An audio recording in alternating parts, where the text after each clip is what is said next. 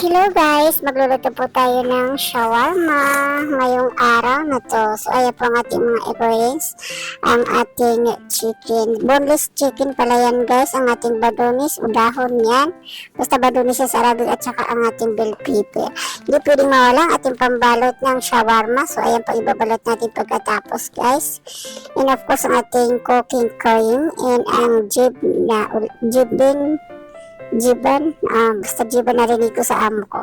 So ayan, so hiwain natin yan guys ng pinong-pino. Yung ating badonis, ayan, pipinuhin natin mamaya at saka yung bell pepper, ayan yung bell pepper na hiwa na. So ayan pang kalalabasan ng ating mga gigisahin ngayon guys. So ayan na po siya. So ready to gisa na. So, pumunta na tayo sa may lutuan. Ayan ang ating kawali, nakasalang na. At lalagyan pala natin ang ating oil. Ang mantika pala na gagamitin is olive oil kasi mas masarap ang olive oil sa paggisa. So ayan, paghalo-haloan natin yan guys. Palalambutin natin pala at saka of course naman hindi pamili. Mawala natin mga spices guys. So ayan natin mga spices, ang ating salt at saka Maggi. And at saka chicken, spices, and of course ang ating yung isa is Italian seasoning. Ayan po ang ating black pepper, hindi pwedeng mawala ang ating black pepper sa pag-iisa. And ayan, ilalagay na natin guys, isisahin na natin yan guys. So tasyahin na lang ang paglagay guys kasi dipili ka sa dami ng lulutuin mo. Ayan. So, ihalo-halo natin lahat ng ating mga pang-spices sa ating lulutuin. Yung asin natin, ilalagay din natin, guys. So, ihalo-halo natin ulit hanggang sa mahalo-halo yan, guys. So, ayan, tasyahin natin hanggang sa maluto na siya, guys. Lumambot yung ating bell pepper. Lagyan natin ng konting tomato paste, guys, pampadagdag sa lasa and of course, pangkulay din. Para makulay ang mundo natin niluluto. Charing! Ayan guys, so pag alam natin na nabisa na siya guys o lumambot na siya guys, ilagay na natin so pag malambot na siya guys, ilalagay na natin yung ating boneless red chicken guys.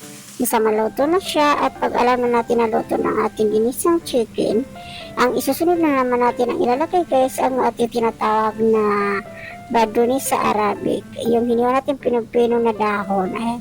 So ilalagay natin yun guys hanggang sa mahalo-halo na natin. Ayan, ihalo na natin siya guys hanggang sa mahalo na. So pagkatapos niyan guys, ilalagay natin na susunod yung ating jibna pala ang tawag dyan.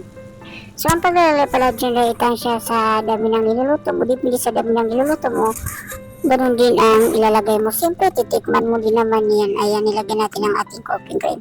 Ihalo-halo natin yan guys hanggang sa mahalo-halo na. At kung mapapansin nyo na guys, may sabaw siya. So antayin na lang natin na mawala yung sabaw niya guys, kasi hindi naman pwedeng balutin natin na may sabaw pa, diba? So ayan, kung makikita nyo yan, kumukulo pa siya talaga, may sabaw pa yan. Nandyan yung sarap niya guys sa sabaw na yan. So antayin na lang natin yan hanggang sa matuyo na yung sabaw niya. Ayan. Tingnan kung mapapansin nyo, unti-unti na nawawala ang sabaw. At pag nawala na siya guys, pwede natin siyang haonin guys para sa susunod na level at para mabalot na natin. Ayan. So ayan na siya guys, yung wrapper natin kanina na sitis na sabi ko. So nakaupo na si Madam Inday. Charing. So ayan na pala ang ating wrapper. O napakalambot kung makikita nyo. Diyan natin ibabalot ang ating ginisa kanina. So, ayan, tingnan po natin kung paano natin ibabalot. So, lalagyan na natin ng 2 kutsara o isa. Depende po yan sa, tasyahin po kasi sa wrapper na nilalagay niyo. Ayan, tingnan niyo guys. Ganyan magbalot ang Inday niyo ng shawarma. Diba napakasimple lang naman talagang gawin yan. Pero alam niyo ba, napakasarap niyan. Simpleng luto lang yan, simpleng paraan. Lahat simple talaga niluluto ko. Pero alam niyo guys, nasasarapan talaga ang mga amo ko. Actually, sa lahat na niluluto ko, yan talagang pinapabalik-balik nila sa akin na pinapaluto. Kasi kahit simple man ang mga ingredients niyan, pero yung lasa niya talaga sa totoo lang guys, masarap. Ayan. So, ayan guys, ayan palang natapos natin. Ang bilis lang matapos talaga yan, oh. So, yan ang dami ng ating naluto kanina. So, bali pala, hati na po natin siya sa gitna, guys. Kasi yung iba po ilalagay natin siya sa refrigerator at yung iba lulutuin natin ngayon. At ayan, inihanda na natin ang ating mahiwagang kawali para sa shawarma. Painitin natin yan at lalagyan natin ng mantika. Kunting mantika lang guys ang ilalagay para lang naman sa ating shawarma. So yan po ang last part na gagawin natin this time guys. Ayan, ikakalat natin ang ating mantika para po sa ating shawarma. Ayan. So yan, kung mainit na siya guys, ilalagay na natin ng ating shawarma. So iaaris natin yan dyan. Ayan, kung makikita na, iaaris na natin yan hanggang sa maluto yan guys.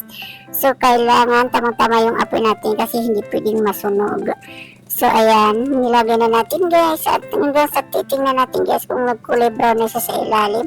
Pag nagkulay na siya brown sa ilalim, pwede.